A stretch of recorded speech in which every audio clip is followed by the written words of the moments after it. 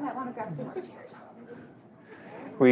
Yeah, sometimes I would park down the street down there. Maybe that's already starting to fill up. Okay. Where's our just?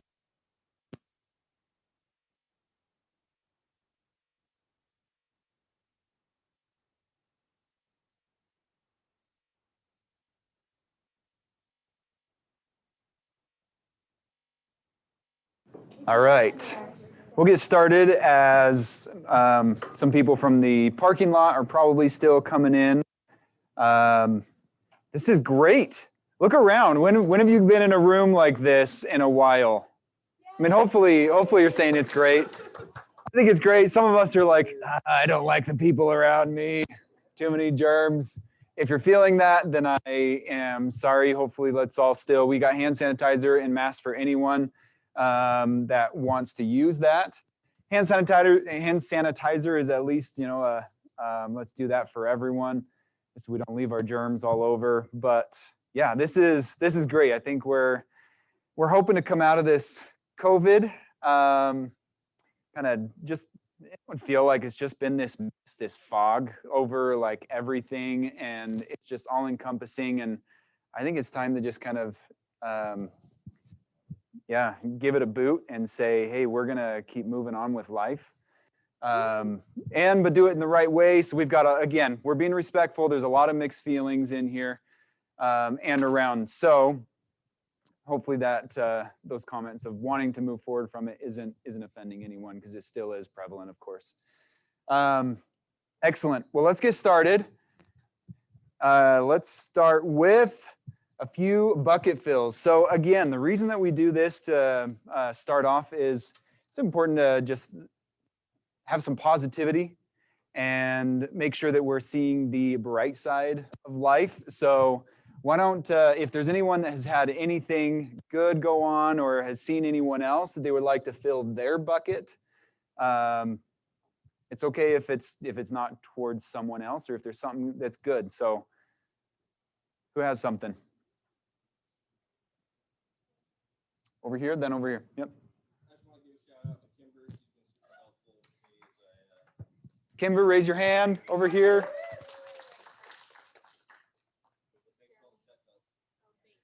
Yes, our genius.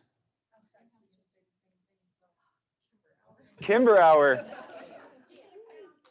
Kimber, yeah, she told them ahead of time. Who else did Kimber say to talk to about her? Yeah. Yep. Did I see something over here? Another, yep, back here and then right here.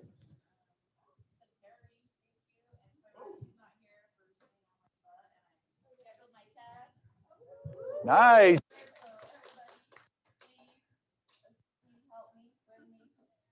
Awesome. Excellent.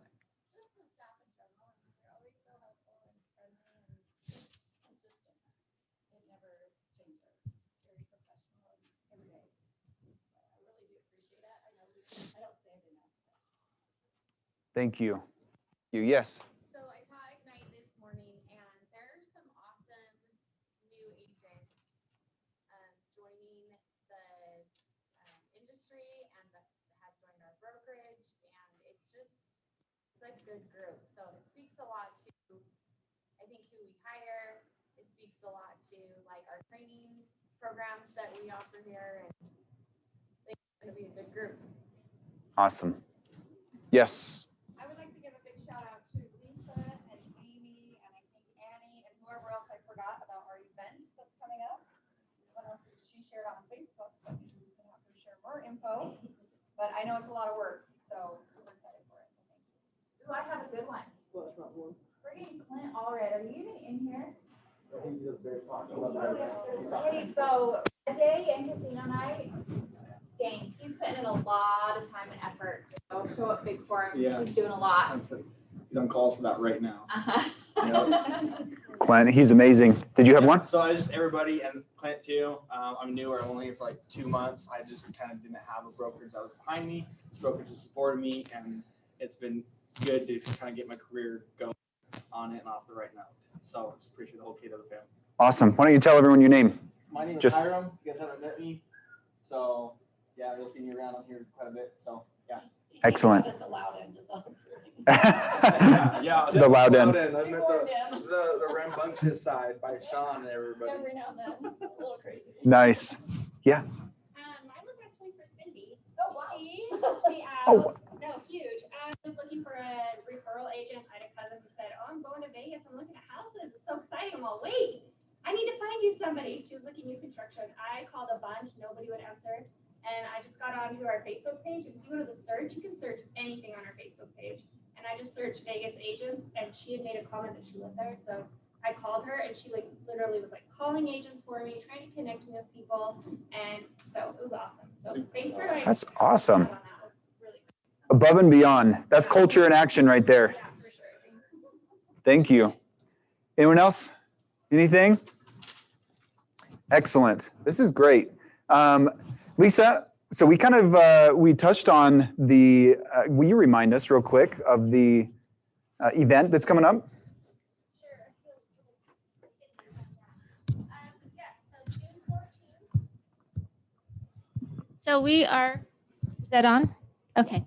June 14th, we are going to have our big event at Splash Summit in Provo.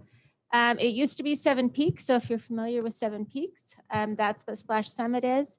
We struck a great deal with the company. We are going to have just invite. I mean, you got to pay $3 a person that comes, but it's going to be well worth it. They're going to get free tube rental. They're going to get free parking. The only thing they'll have to cover is food if they want to eat food there.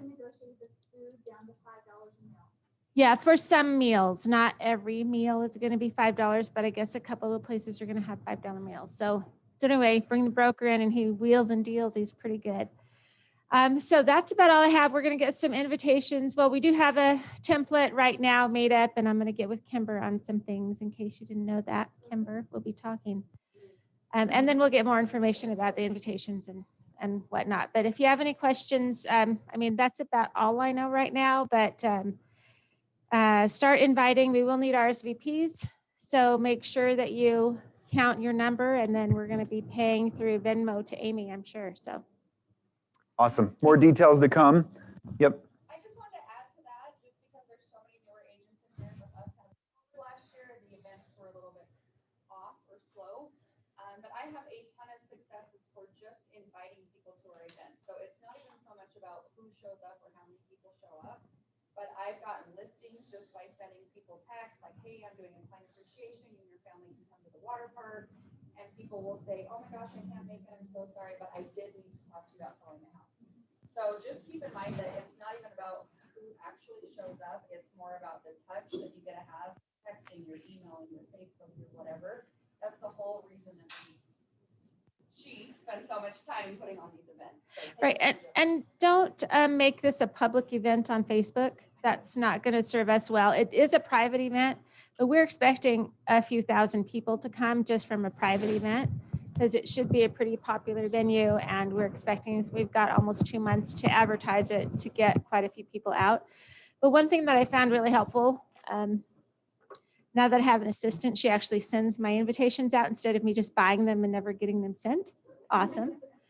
And the other thing is, like, and remind them, like, so shoot them a text the day before or the day of saying, "Hey, it's tomorrow," or, you know, "Hope to see you tonight to the event." And the more touches that you can have with that, the more successful. I mean, they'll get an event card and they'll go, "Oh, that's awesome." And then they'll put it away and they'll forget, you know, that an event was ever going to happen. So it's really valuable to do the touches, and it helps them show up, but it also gives you that contact like Terry was talking about. It's really important.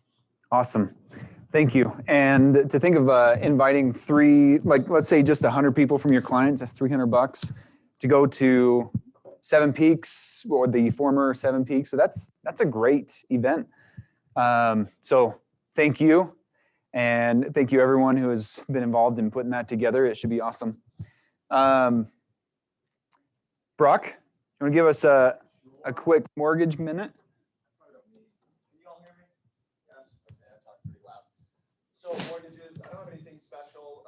The market is tipping towards a positive direction for us. So rates might improve. We're kind of fighting on a moving average where we might tip back where things drop, back to near where they were. We'll see. I think this week will be a telling week, so keep your eyes out on that.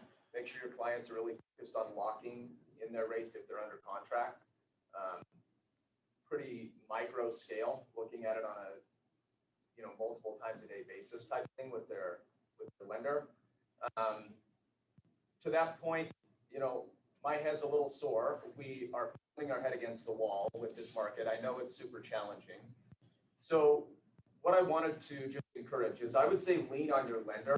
We, as a lender group, me, TJ, Josh, and the rest of our team, we work really hard at helping you guys negotiate through contracts.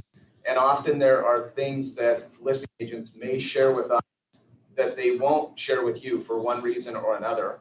I was just talking to Kevin about this earlier. And so I would say lean on us to help you guys through this market. I mean, it's hard.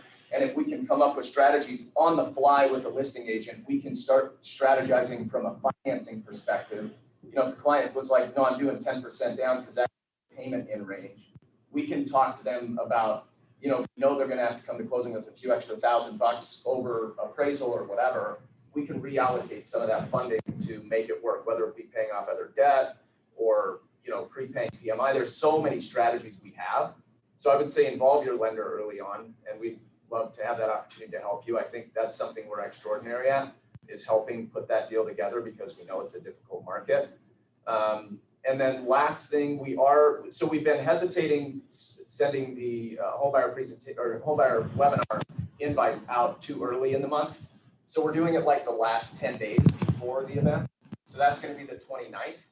And much to the point that Terry and Lisa were making earlier, I would leverage that and spread it out to your database and ask them not only just your buyers that are looking to help convert them, but see if there's anyone in your database that has somebody they know that is considering buying a home. Because what we go over in that webinar really convert a lot of these, the big pool of buyers is millennials, and they're somewhat confused on how, one, why should they buy a house and not rent? But two, what's actually required from a down payment perspective, the wealth that it can create and the long-term benefits it can have. They're kind of missing the point. They're looking more linear at like, I have a payment and I can't afford, X amount out of pocket because I've heard the market's really hard. This is a way to use us to help convert, one, generate leads through it, and then converting those leads for you as long as you follow up. And we are closing on, setting appointments with the agent that invited them, different things to help the sales cycle continue. But we'll be getting that out. It'll be the 29th. I'll send an invite out today. By show of hands, are you guys getting the blast that I send out monthly of that invite? Yes, yes, yes. Most of you are. So make sure you check spam today if you don't see it. I'll be sending out the invite. There will be a webinar, a registration link. It's a bit.ly link, so it's short and easy. You can throw it on social. I'll include a graphic that you can screenshot and share on social as well. Email to your database, but I think it's a big lead generation tool and also will help you convert buyers. So awesome. Excellent. Thank you, Brock. He does a great job with strategies, so please utilize him in doing that. So a couple things. I'm just going to zoom through some of this so we can get to our panel. But I want to make sure that we are reminding ourselves what our culture and our value is here at Keller Williams, and the belief from the international level all the way to the local level where we are. So just real quick, this is, if you guys have heard of, so look at the bottom left, the MVVBP, hard to say, MVVBP. Because if I say it fast enough, you won't know if I've got it, backwards or not. So, okay, mission, to build careers. Actually, who wants to read this for us? Hiram, up here, front and center, will you read this? To build careers worth having, businesses worth owning, lives worth living, experiences worth giving, and legacies worth leaving. Awesome. That is the mission. Vision, can we just keep going for us? Just take them all. To be the real estate company of choice for agents and their customers. Excellent. God, family, then business. Win-win or no deal, integrity, do the right thing, customers always come first, commitment in all things, communication, seek first to understand, creativity, ideas before results, teamwork, together everyone achieves more, trust starts with honesty, equity, opportunities for all, success results through people. Excellent. There's so much in this. Before going to the last one, there's so much in this as far as if we were to kind of dissect this and what it really means and examples behind all this. But for the sake of time, I just want to be a reminder of all these things. But we really want to keep moving forward onto our panel. But the last one here. A technology company that provides the real estate platform that our agents, buyers, and sellers prefer. Keller Williams thinks like a top producer, acts like a training consultant, focuses all its activities on service, productivity, and profitability. Excellent. Thank you. All right. So just a reminder, I'm grateful that you're all here and not trying to find a Zoom link somewhere, because we are obviously in person. And that's going to be the case for our future team meetings, so plan on that. Once again, casino night, April 30th from 5 to 9 here. It's a great way. It's a $40 buy-in. Just come and have fun. All the money is going to go towards raising money for our Red Day and KW Cares, which is, sorry, question? What is the plan on that?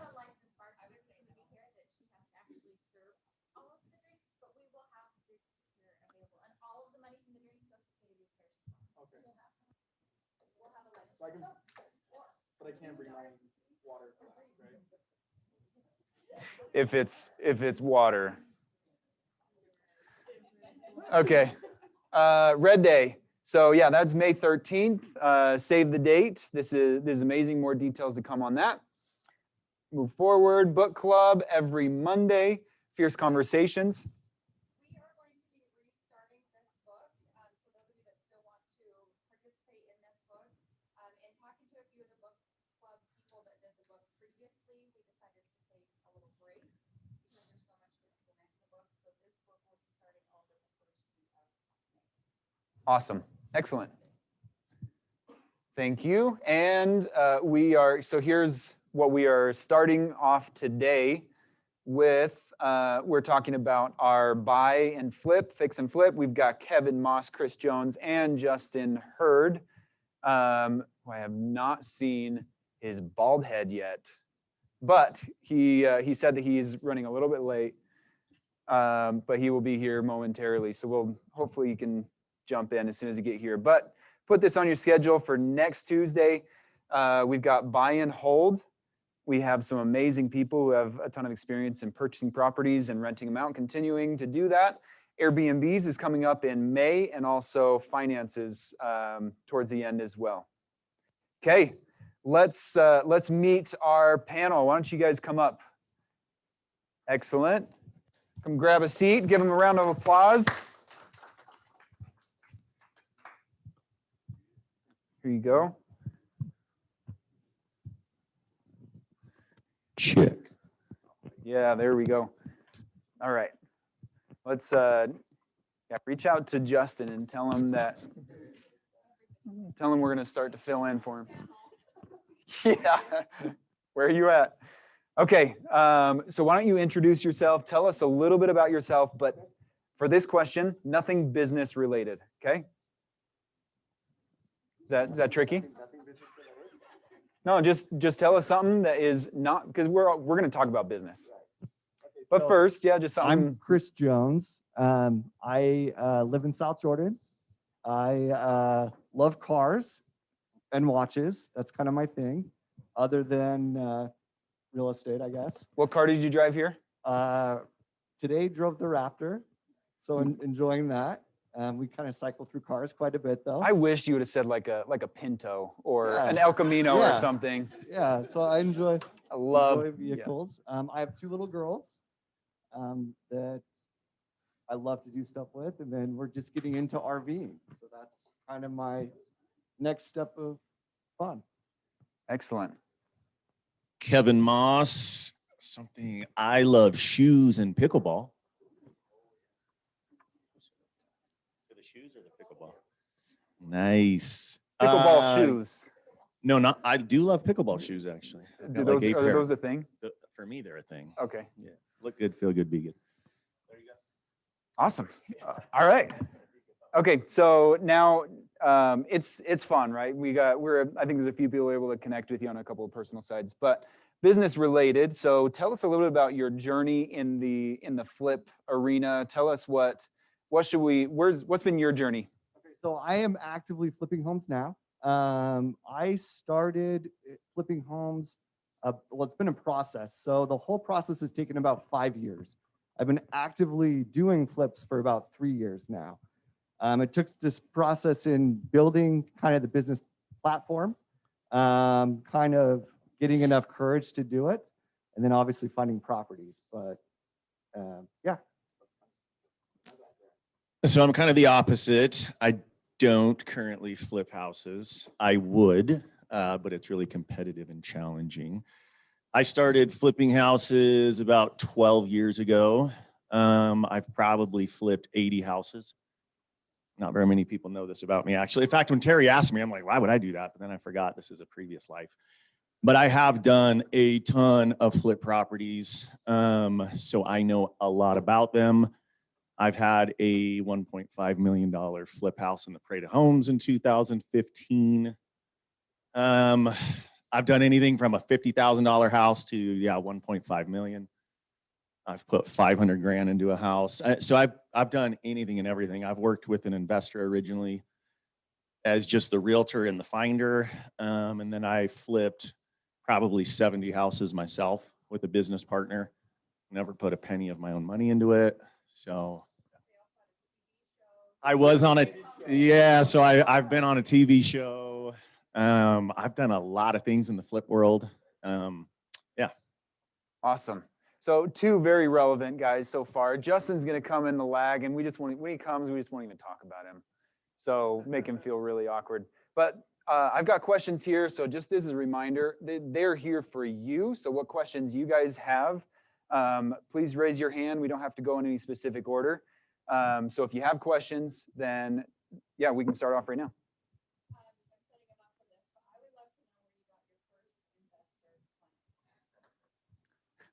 So Terry's asking me this, I assume. And so my first investor client was David Archuleta, the singer. I cold called his house. So if anybody cold calls, I was just at the right place at the right time. On an automated dialer. It was super random, and Jeff Archuleta answered the phone. I had never flipped a house before. So for anybody who's never done it, come talk to me if you run into a situation. I set an appointment to go meet with David and his dad. Went into my broker. He happened to know somebody who had flipped a ton of houses. Got a spreadsheet from that person, put my name on it, studied it, and got David Archuleta as a client. They never saw any of the houses. So I'm telling you right now, I know any way and every way to fake it till you make it, and then actually do it, have a business plan. So we did about 6 houses with the Archuletas. I had his bank account information. I deposited checks. I was picking up $300,000 cashier's checks from his mom. So building relationships. Anyway, we were getting houses at the auction. They never saw one house. So there you go. It awesome. Was totally random, yes. So tell us about, take some time each, but tell us about the process of a fix and flip. Like what should we expect if we've never done one before?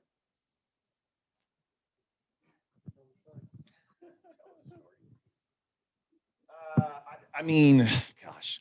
So I've done buy them at the auction, clean them, and sell them. So it kind of depends. Would it go down to like expect the unexpected? Yeah. Just prepare for getting, you're getting prepared for the worst, because you're going to run into stuff that you can't see. A lot of times with these properties, we're buying them sight unseen or fairly sight unseen with limited inspections. And so there's always stuff that comes up that you're not prepared for. Yeah, pad your numbers. Learn from somebody who's done it so that you don't run into situations where you haven't padded your numbers, meaning your profit. Being realtors, we were the finders, the buyers, right? Then you're planning out what your margins are based on what you're having to put into the house. And then you're also selling the house, right? So you just have to have a pad of a percentage, and we can get into that, I don't know, of stuff you can't see. What does that pad look like? What percentage have you accounted for, or does it change, or you always have, this is my hard set rule? I have a 10% just like throwaway fund that is just there for if something crazy comes up that I'm not dealing with, I at least have a little bit of money. Most of my properties, that's anywhere from $25,000 to $35,000. That is just in profit, just in case. No, just that's the amount that's I'm gonna your spend. throwaway. My throwaway just in. This is what I'm expecting to get sidelined with, whether it's mold, math, anything like that. Yeah. Did you say that's around what you've done? Yeah. We were doing multiple houses at the same time. I mean, we would have 6, 7, 8 properties, so it's a little different. We just took every property for what it was. But yeah, we probably had 20 or 25 grand of unforeseen, usually behind the wall stuff, plumbing, electric, just different things. The more we did, the more we got better at it and less nervous because we were doing so many.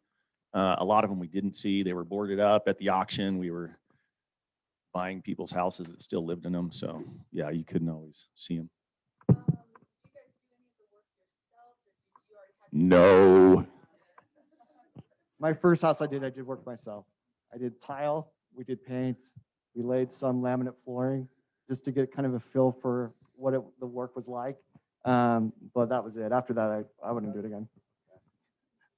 I never did any of the work ever on any of the houses. It was just more to the design aspect and numbers, selling, managing.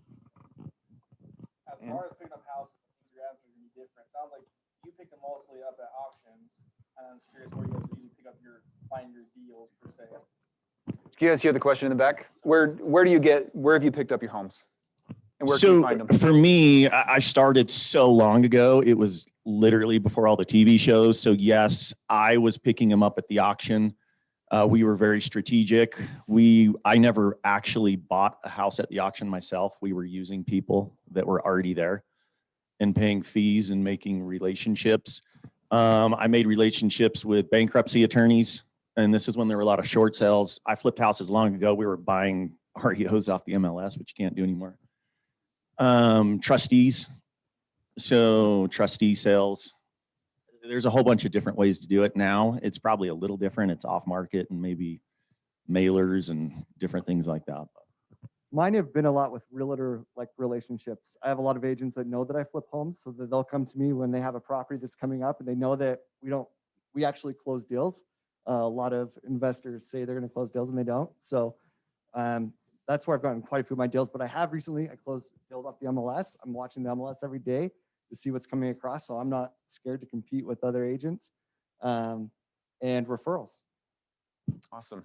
What does your financing look? I'm sorry, there was a question here.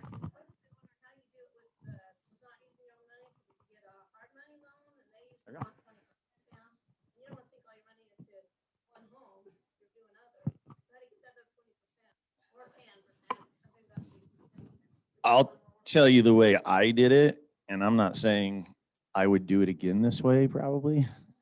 So the very first house I personally flipped, so I had a business partner. We each borrowed money from a personal contact for the 20%. We then took that money and used it for the 20% down to get more money from a hard money company that we got referred to. So we borrowed money to borrow money, and that's how we did it. Yeah, I found an investor for the down payment. Then eventually, after flipping enough houses, we went to a wealth manager. We had a connection to somebody that managed wealthy clients who trusted us and set up a meeting. And we went and pitched a very wealthy guy who then basically sponsored us as flippers. So he was financing 100% of the purchase price and also all of the fix-up costs. So be badass at what you do, I guess, is basically what I'm saying. I never spent one penny. So we were which is very rare, actually. He funded the whole thing. We had probably $4 million.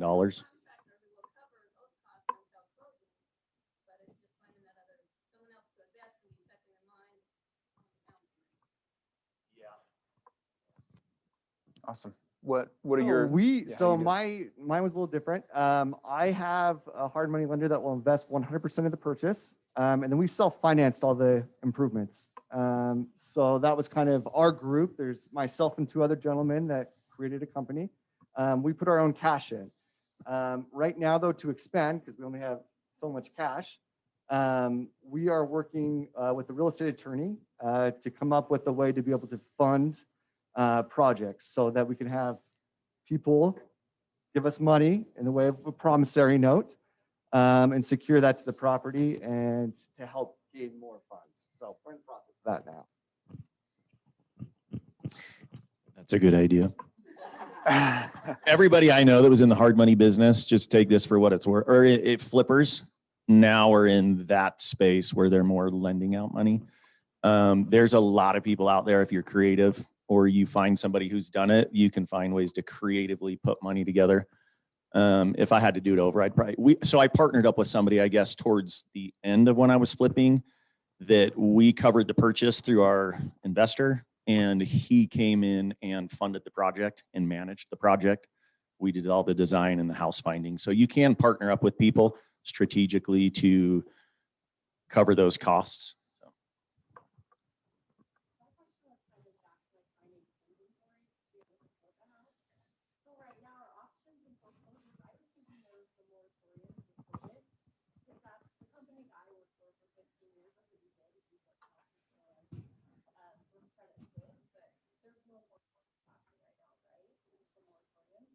So I'm just wondering how, if somebody wanted to do this, like I have an investor that wants to flip properties, but I'm like, where's the product?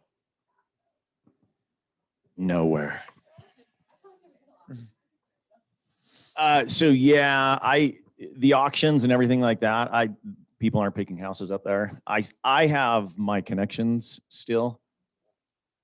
So when those days come back, yes, you can pick them up the auction. Right now, it's basically off market, MLS, realtors. They're hard to find. They are hard to find. Yeah, I mean, I've wholesaled a couple of properties recently just with clients that have come to me. So I still have connections to flippers, but they're being found off market, like almost all of them. Are you starting to see a lot of wholesalers back in the market again? Yeah, a lot of people aren't wanting to flip, just from what I'm seeing, which I'm not saying don't do it because it's awesome. A lot of people are wanting to wholesale because. Can you define wholesale for us? Yes. I have a house, or I have the rights to a house, right? Meaning I've struck up a deal with whoever the owner is. I don't want to do it personally, so I pitch it out to different people for a fee, and then they take the house. Basically, you charge them $5,000, $10,000, $20,000. So when I started flipping houses, I paid a lot of money for fees to get houses from people. You can find wholesalers. I've even got some lists. I've got some names of people that have houses that They'll you can send pay out fees. properties, like 3 or 4 properties a day. And what you'll notice too, a lot of the wholesaler companies are sending the same properties, but it's still a good resource to see properties. I have not successfully closed I have a few that are hitting me up all the time, but I have not. To me, it feels a little gray. It's a little gray, just the processes. So it just, I haven't dove into it yet.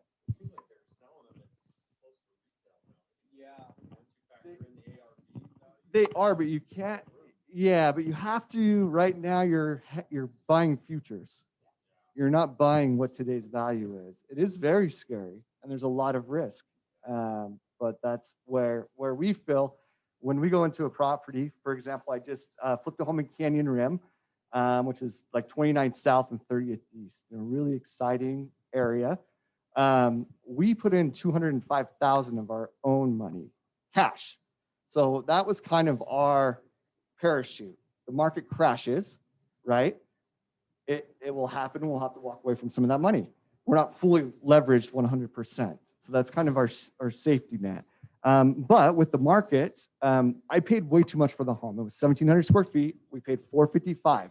When I did the CMA, I thought I needed to pay him about $4. Seller wouldn't do it. It was an agent referral before the home was listed on the MLS. And so it was a good contact of mine. So I decided to do it. Okay, we put 200 grand into it. I sold it for 822. So we ended up making a substantial amount of money, but it was based because the market appreciated a ton during the time of our construction and remodel. What was the start and finish dates of that? It took me 6 months. When did you start it? We started it in August, or yeah, like middle of summer, July. Yeah, so we timed it. So that's one thing that's hard because you have to prepare yourself that yes, these values are out of control. They're expensive. The homes are expensive, but it's going to take you time to do all the repairs. I don't do what we call like a lipstick flip, right? Like we are completely tearing out sheetrock. We're doing new plumbing. We're doing new electrical. My background's new construction, so I try to take it kind of to the next level. So there's time in that. It takes a lot, a long period of time. So that's kind of. Any other examples you can share as far as like, is that a typical flip, or is that like, are you sharing the absolute like best example? So far, that's been our best. Okay. But that was because of the market, right? The market appreciated. What would you say is an average flip? And if you can't make a certain amount of money on a flip, then is there a certain number that you're saying, yeah, I'm out. If I'm not making $500,000 on this, that's not the right number. I throw out some, yeah, there's a little bit of room. I mean, that's my number. I'm just saying. I don't, so we didn't really have an average, I'll be honest. I mean, it was probably 20 or 25 grand if we were making, depending on what purchase of the house was, but purchase prices were a little different back then. And we were doing quantity. So that's a little different as well. A lot of people are just doing one at a time. I mean, our first house, we made 40 grand, which was amazing. I think 45 grand, and it was super easy and fast. However, that's not normal, I don't think. But if you're putting $200,000 cash into it, you probably want to make sure you're making a considerable amount of money if you bought it for 450 grand. So you have to think about what's the risk compared to what the reward might be or might not be. I only lost money on 3 houses in 8 years on about 80 houses, but those 3 houses really freaking sucked. And I will be honest with you, it was right over where he just did his houses, and we were the first ones kind of flipping in Highland Park. This is probably 7 years ago. And from the time we bought the houses, and we had 3 of them, to the time we were going to sell the houses, the interest rates blipped. I can't remember exactly what year it was. People freaked out and prices dropped about 80 grand. And that sucked. About 8 months later, everything kind of corrected and went back up. So you have no control for those of you who want to do this, or you're representing an investor that wants to do it. You better be pretty damn good at projecting numbers, costs, different things like that. My average return right now is 17%. Profit after everything? Yeah. It's a little bit more than a commission amount. That's great.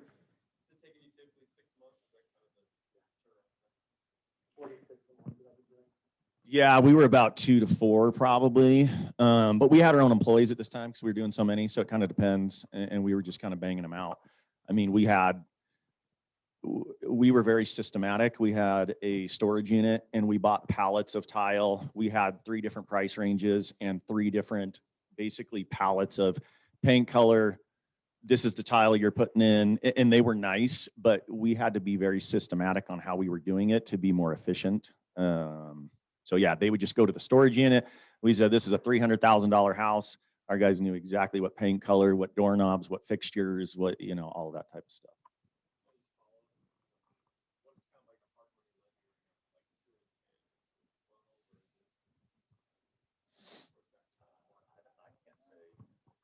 I'm paying 2 and 10 is what I'm currently paying now. You'll see a lot, it's been really popular in the market right now for people to start waiving monthly payments. They're just collecting those at closing. The 2 and 10 though, most want 20% down from what I've seen. Yeah, what does 2 and 10 mean?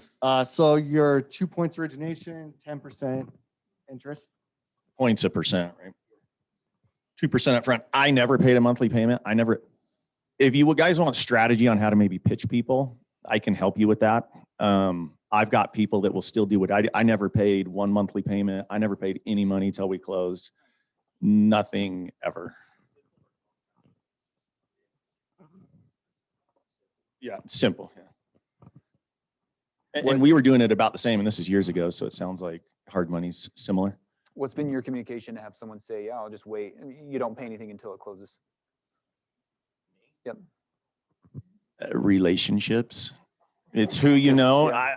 Truly, it's who you know. So here's what I would say. If you guys are all new or haven't flipped, it's who you know, or who you can go to, or what relationship you can leverage to make yourself look good. Whether it's me or Chris or Justin. But here's the message, and then we'll jump back here. The message, what I'm hearing is, if you remember back to what he said at the beginning, is it started with a cold call and knowing absolutely nothing, right? So he didn't have the relationships, but it came from, hey, I've got a client, I've got to put the pieces together and figure it out.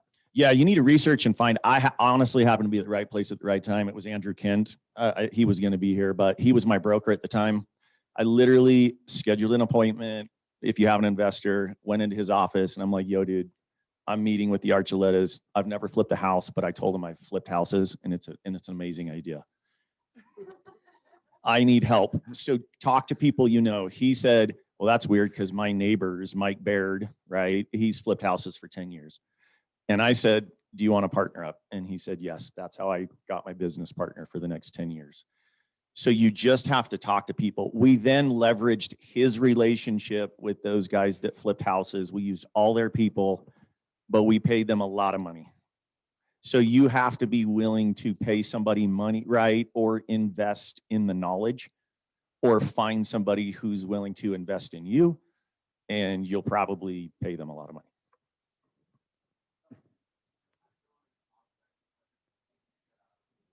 A little bit louder, if you can.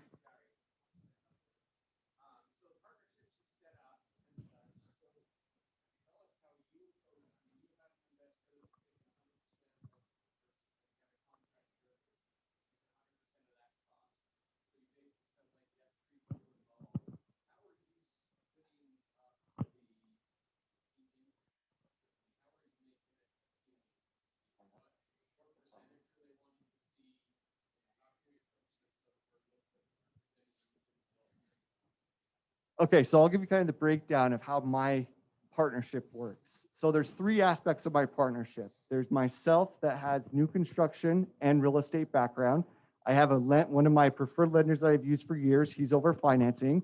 And then my other partner had some small construction background, but was able to get a contractor's license. So my company is completely licensed. We have a B100.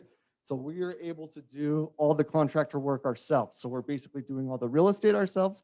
We're doing some of the we got a better deal on the financing. And then I am doing all the real estate and construction management. With that, we just split it 3 ways between the 3 of us. So it's just split equally because we're all bringing in our own we're kind of trying to help offset the load. So anyways, that's how that works. So the guy that we had doing our financing was just one guy. So he financed the purchase price and the fix-up costs. And then there was just 2 business partners. So obviously he got paid out first, his percentage, and then we split the profit. But you can get creative. I mean, when you're picking up houses from somebody, you can build in your own fees up front, whether it's a commission or a finder fee to yourself. I was actually investing money in my own company to buy supplies, which I then paid myself a return as an investment of my own money in a flipping company. So there's ways to make money on your own money within your own, LLC. So the example would be, so I put 50 grand in, right? And we'd buy bulk product, and then I would pay myself a return on the money I was putting into the company. Awesome. Do you purchase properties? Do you buy them like sight unseen? Do you have specific things that that you look at, or do you have a contractor go in and do any bids ahead of time? Or what's your analysis to decide, yes, I'm going to buy this, or are you buying? I mean, maybe this one's a little bit more for today for Chris, but do you buy anything you can, or are there certain parameters that you say, yeah, I'm going to check this first? So I think obviously making sure that the numbers work, right? That there's an upside in the community, or there's something special to that particular property that is going to help benefit the value. For example, I just closed on a home in Sugar House. ADUs are huge right now in Salt Lake City. The regulation and requirements for ADUs have loosened up a lot. We're going to tear the top off the 2-car garage and add an apartment above it. So that's a way for us to add value. So I think the biggest thing right now in a property, I don't really care about condition. We can fix everything for the most part. Yeah, or for the most part. So it's just making sure that there's some sort of a value proposition where there is going to be an upside to the property.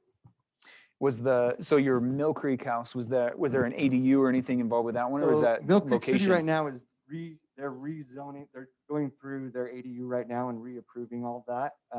Currently, right now, they don't have, just barely passed, but that just barely passed. We didn't do anything with that in Mill Creek because it wasn't done yet. But Salt Lake City's all done. Awesome. ADU, accessory dwelling unit, just in case. So those are kind of the areas I've kind of found too, that I'm focusing in certain areas that I'm comfortable with, instead of like just saying, hey, I'm going to do one in Chihuahua, I'm going to do one in Provo. I really like South Salt Lake. I like Sugar House. I like the Canyon Rim, Mill Creek, those areas, because there's still homes that are, really roached, that need to be fixed up. And there are properties that are selling for a lot of money. There's a high demand in those areas. So I've been focused kind of in those areas. Just really, so we would flip houses anywhere. And I would say this nowadays too. I bet our best area was Rose Park. So we were actually trying to find areas, and again, this is before there weren't a ton of flippers, but where people didn't necessarily want to flip houses, because for us, the margins are still there, right? We ended up getting into the east side in different places. And honestly, the more the cost, the more the risk. So Rose Park for us, there's a little section in Rose Park that looks like Sugar House. So I would research areas and find out what price points are and why somebody would want to live there. So yeah, the lower price point areas were some of our best ones.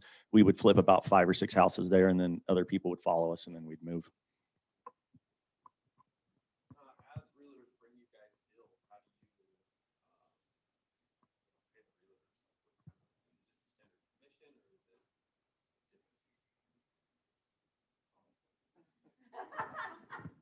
Yes.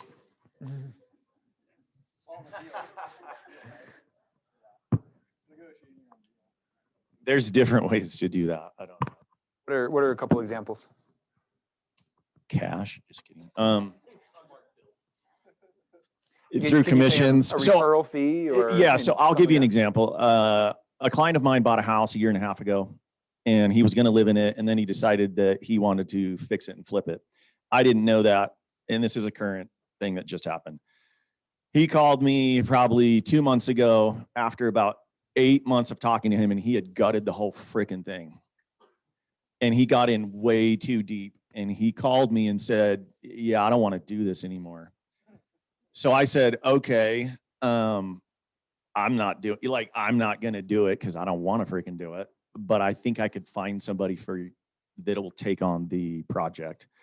And I charged.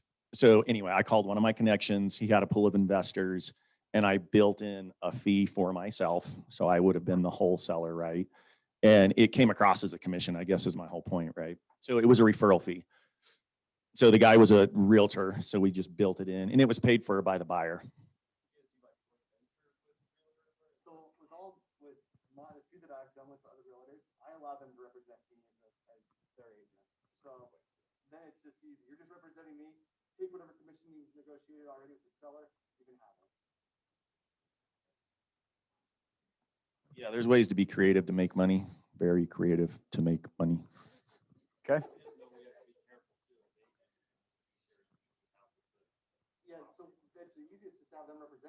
just have to do a notice of disclosure for disclosure of interest, and then it's all legit. Awesome. So you guys brushed on kind of niches that you focused on. I don't know if it's niche or niche, whatever, but is there anything that you want to go any deeper, any details around that? Because you focused on areas, any specific homes or price point or location or anything that you think would be helpful if we want to try to create our own niche?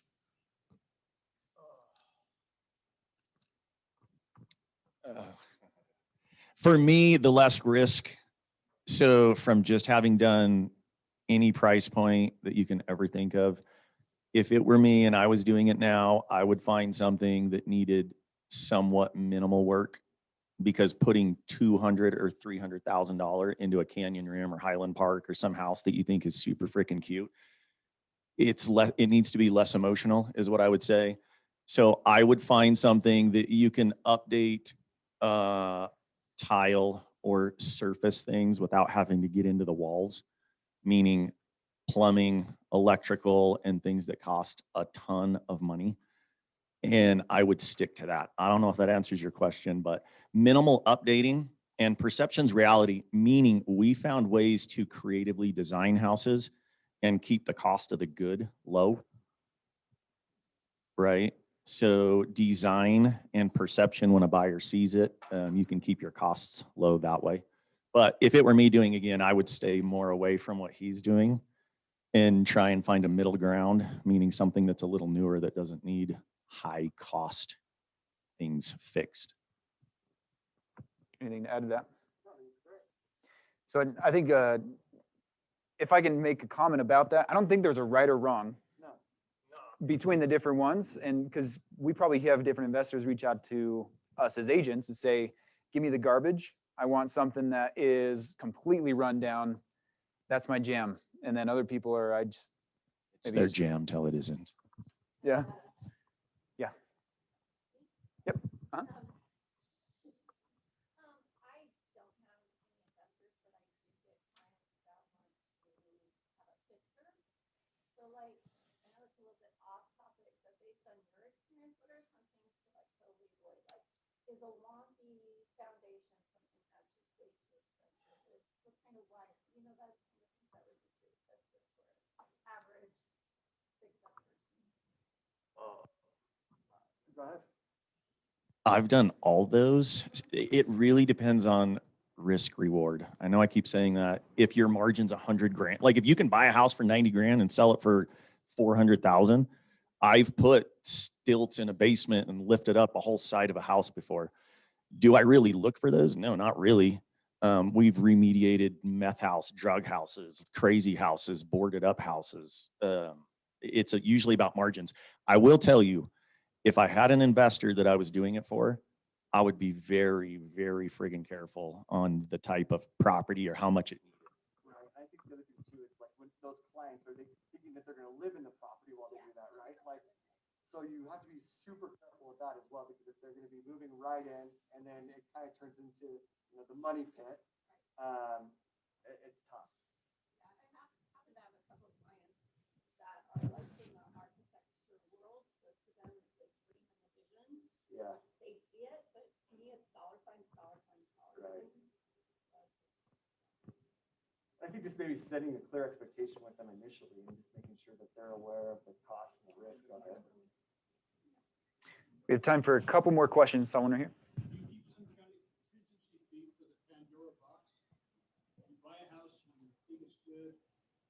I had a house, sprung a leak, basement ceiling, all the plumbing had mold, a half inch thick all the way around it. Took all the plumbing out, took all the heating out, took all the venting out, redid a whole bunch of stuff to walk away. You keep a contingency, a backup fee for emergencies like that. That would like a fund or something? Mm-hmm.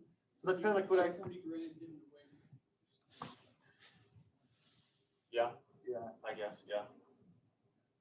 So I always plan on, like when we kind of touched a little bit earlier, is like 17 to 25,000 ish is kind of my dollar number. Just knowing that I need to have a little bit of that pad So if something like that was to happen, we could work through it. But that's Yeah, and we got way better at. I've made every mistake in the book, so I'm telling you, if you guys want to know what to do, what not to do, what could happen, talk to me. I've made every mistake in the book, so we got just better at looking at different things like that. Worst case scenario, where to check for meth when they say there's no meth, secrets of the trade, what to look for. You know what I mean? As far as mold goes, I bought all of them and made mistakes on all of them. We started paying an inspector a small fee to go look at things, different things like that. So. Did I see a hand back there? No hand? Right here? No, you guys obviously have a wealth of knowledge, and so that helps you guys understand what the costs are when you're trying to calculate like what the ARV is, and then you're backing out your cost and come up with your margin. Is there, for newbies or people that are, learning this trade, are there good tools out there to understand what a roof is, or maybe you got to change it from, repipe it, or whatever a standard or a pretty normal repair looks like? Is there kind of a database? I know like Stream has its own system. There's a couple of different systems out there that'll give you some average costs on what carpet and all that. You guys have one you use, or you just use your own kind of back end knowledge? No. I mean, I don't do it currently, but no, we never did. I probably wouldn't now. We just had connections for a carpet person for this and that and the other. If I was doing it now and I knew nobody, I would go find somebody currently doing it and offer to pay them money to learn from them. Whether they would do it or not, I don't know. I used to give away, and I'm not. I have a contractor that I use, and he goes in and tells me what costs for what needs replaced. I don't know if he's as good as like having an inspector still come in, but he's done a lot of flips. So that would be a good. I have a contractor go with me and estimate the cost to do this or that. That would be awesome because my background is new construction, so I primarily sell new homes. So I know what it costs. I know what laminate costs. I know what tile costs. I know what OSB is doing. Right now we're $45 a sheet. So a lot of that stuff I know already. So I'm not having any sort of database or whatever telling me what those costs are now. So maybe just to play devil's advocate to your question, and then we'll come to this last question over here. If you're brand new, because you guys have experience now, so you're saying, yeah, we don't have a database, but we just kind of a general knowledge. Carpet's probably going to be around here. Paint, if I do that, or this. Where can we go if we're starting out? Because that's part of the equations. If we underestimate or overestimate, if our numbers are off, we could really mess up our flip if we're off on those numbers. Well, it depends on the extent of the flip. But most flips, if you don't have a contractor's license, you're going to have some contractor perform the majority of the work. So maybe that's your first point of reference, is trying to find maybe a contractor that's looking for more business. I know they're all pretty cooked right now, but that can give you some pricing. And for example, egress windows. Those for a long time I haven't really dealt with that, but now I know it's $7,200 to put in an egress window because I had to call a contractor that did it. And got the price on the window. Okay. You can go places and get your own numbers. I'm just saying that's how I learned. I mean, I'm not new construction. I wasn't anything. So I would go to Chris and offer him a whole crap ton of money and see if he will give you a spreadsheet on cost of goods. No joke. Or I would go to Home Depot and say, in a $400,000 house, this is what I would put in a flip house, right? To make it awesome. And just go get your own numbers. That's what I did. Just go find out. Cool.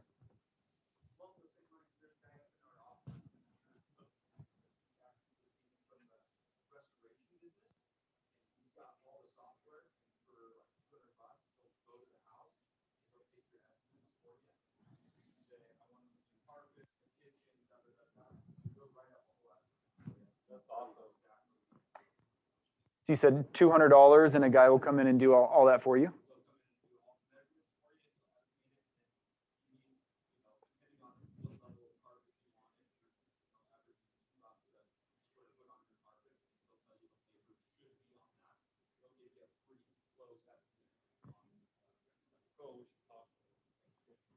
Awesome. For efficiencies, I mean, that's how I've been doing it. Following, I got a couple of contractor buddies, but it's really efficient. They're busy. They don't even want to look at it. Yeah, we never call. we did things a little differently, but anyway, I didn't call contractors. Okay. Well, excellent. That wraps up our time. Hopefully everything is okay with Justin, that nothing bad happened on his way here. But yeah, let's give our panelists a round of applause and appreciate them for their time. Thanks, guys. Thank you, everyone. That wraps us up, and come back next week. We'll have another one.